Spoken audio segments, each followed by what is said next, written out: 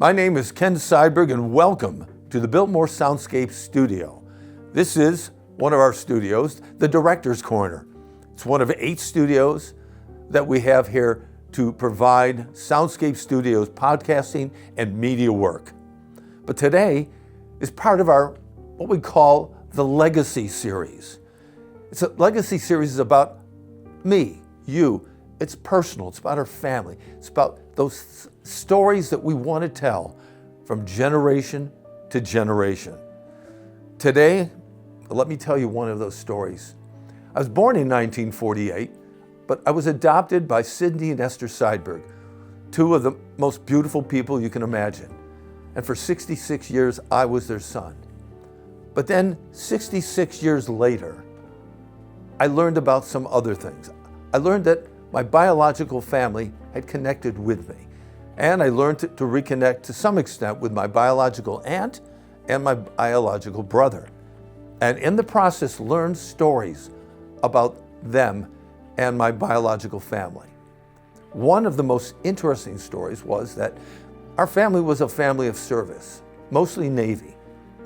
But the first one I learned about was Henry J. Howe, my great-great-grandfather on the maternal side. During the time 1861 to 1864, Henry J. Howe was under the direct command of General George McClellan. And during those 3 years, there were several campaigns, one of which was called the Peninsular Campaign. That occurred between March and September of 1862. After 3 years of service, Henry J. Howe mustered out, as they say, and in September of 1864 was formally discharged.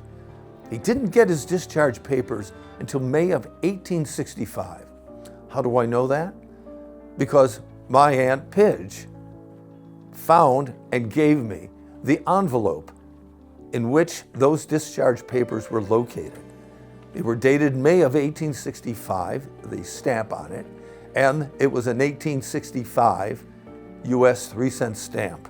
In beautiful shape, I might add. His discharge papers were in there, though I never got those discharge papers.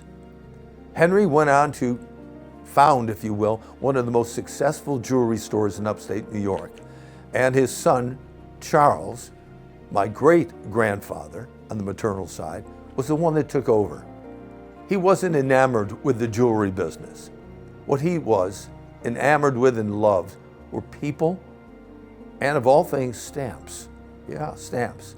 While his stamp collection was lost in time, his zeal for stamps never ended. But that's a story for another time. Again, thanks for tuning in to the Legacy Series. This is what you can give your families. Come on down to Biltmore Soundscape Studios and make our studio part of your legacy to your family for years to come.